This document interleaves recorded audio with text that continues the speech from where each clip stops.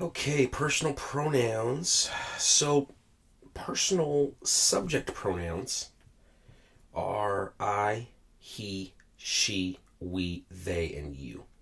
So, I is first person because I'm speaking. So, if I am speaking, I'm the first person. Um, he is third because you're talking about a third party. So, he and she and they are all third. And then second person is you, because that's the second person in the conversation. I is first, you is second, and then those other people are third. He, she, and they being the subject pronouns. So if you say, like, we were at the store earlier, we is first person because it includes I, right? Um, so it defaults to the highest number for which is one, which is first person. Because we includes I and you, right? So it doesn't default to the second person; it defaults to the first person. So we is first person, I is first person, you is second person, and he and she are third, and they are third. So if you can say I was at the store earlier, right? He was at the store earlier, she was at the store earlier, we were at the store earlier, they were at the store earlier, or you were at the store earlier.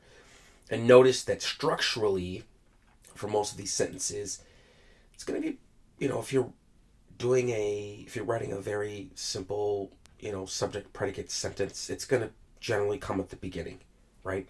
We were at the store earlier, they were at the store earlier, etc. So there are pieces of evidence that would give you hints, but personal pronouns, that is a personal subject pronoun because it's the subject of the sentence. Okay, now personal object pronouns are a little different. Excuse me. So me is first person, right? Again, me, I, first person. Him, her, right? The other people, the other parties, that's third person. Them, also third person of the other. Us, right? That's me and you, and it defaults to first person, right? Defaults to the highest number. And then you, strictly you, is second person. So let's go over this. So personal object pronouns, right? The subject pronoun is the subject of the sentence, right? We were at the store earlier. We being the subject of the sentence. But the object is not every sentence has an object, right? But some sentences do. The teacher spoke with us this morning. So with us. So the teacher, right? The teacher is going to be the subject, not a pronoun, but the subject noun, right? Or the subject, the teacher, and then spoke with us. So us is the object pronoun.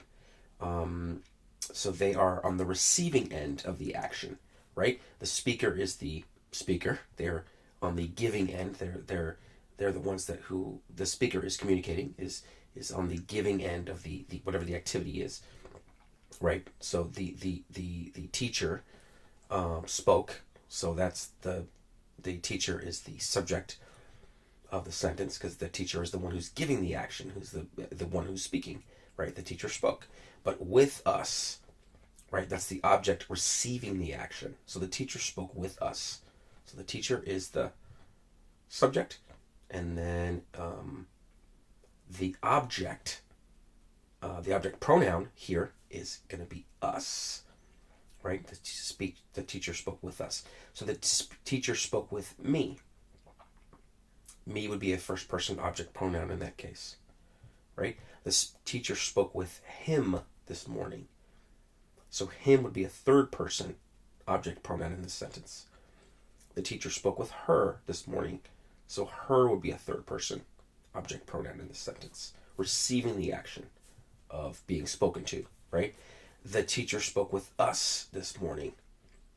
The teacher spoke with us this morning. So us would be a first person object pronoun in that sentence. The teacher spoke with them this morning. So them would be a third person object pronoun in that case.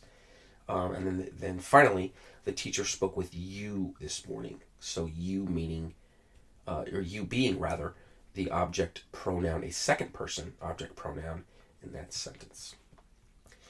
And hopefully that helps. I know it definitely gets a lot easier the more you practice, the more you're kind of, actively learning, just as you read, as you talk, as you listen, as you, sort of poke around and learn this stuff more and more. So that's personal pronouns. Let's go over relative pronouns. So that, which, who, whom, whose, whichever, whoever, whomever. Those are all relative pronouns. Kind of makes sense, right? Because it has to do with, it's sort of like they're relative, they're sort of connective words, relative to other words. And just in general, they're kind of general, right? Whoever, left the milk out is going to have hell to pay, or whoever thought it was a good idea to start 6th grade at 7 in the morning,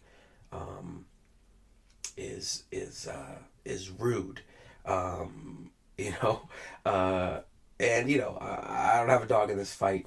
I'm out of school, but just an example. Just an example. There's some who think that you should start early and end early. Start at 6 in the morning, 7 in the morning, end at 2 o'clock, 3 o'clock. So there is an argument for a lot of things, but that's just an example. So what TV show do you want to watch, honey? Whichever one you want. So whichever one you want. It's relative. It's sort of general. It's sort of it's not super specific. And I just thought this quote was kind of good here. I learned that the world has a soul, and that whoever understands that soul can also understand the language of things. Great quote, very pithy. He's talking about the understanding. The world has a soul, and if you can understand that soul, then you can understand the language of things, because we're learning language, learning English. Ha ha ha. But no, there are multiple ways to take this sentence and to really unpack this. But it's a great quote, great book. And but whoever, you notice that whoever is a relative pronoun. So those are relative pronouns. Let's do demonstrative pronouns. So demonstrative pronoun stands alone and represents a thing or things or person or people.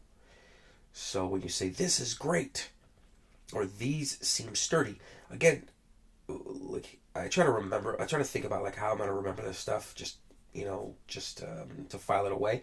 And some of this demonstrative, you can just imagine when you're talking, you're demonstrating, you're pointing to your buddy, you're like, this is great, you're like, you're indicating with your finger, or these seem sturdy. You can imagine that it's obvious what you're talking about because of, let's say, this seems sturdy, like this seems sturdy. He's talking about his chair, right? You can imagine he's like holding it with both hands. He's looking at it, looking at the left arm and the right arm, like back and forth. This seems sturdy, and just indicating. So the speaker, or the first person, would be demonstrating, whatever he or she is talking about.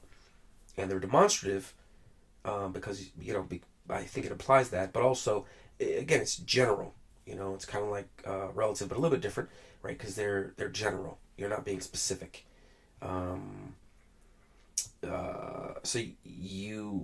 So things to think about: far and distance, or time.